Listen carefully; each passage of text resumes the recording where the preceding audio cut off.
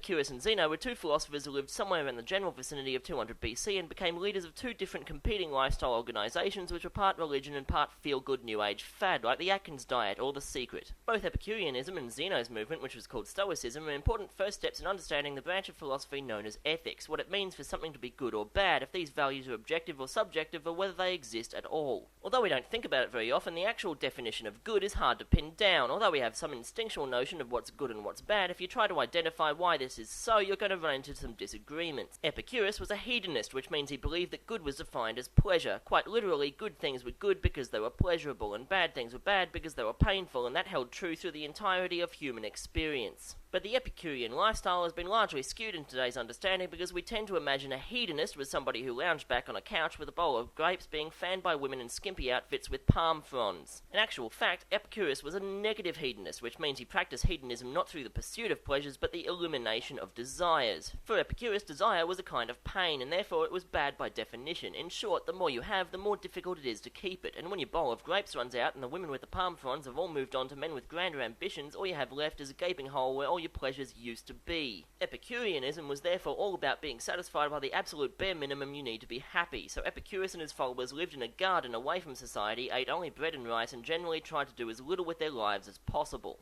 They didn't even fear death, because part of Epicurus' theory was that death was not a bad thing. Because the only basis for judging something good or bad is how much harm it does to a person, Epicurus figured that a person is not harmed by death because when you're dead, there's nobody there to be harmed. In short, alive or dead, the only opinion an Epicurean could muster was meh. Zeno and the Stoics saw things differently. Zeno figured that although living in a house, eating a balanced diet, and winding down at the end of the day over a couple of hours in World of Warcraft may not be possible for everybody in every situation, it was at the very least realistic. Zeno didn't define good as pleasurable, but rather believed that good was virtue, and instead of pain, he defined bad as vice. In fact, because the Stoics believed pleasure was a kind of vice, they thought pleasure was bad. That's why they were Stoic.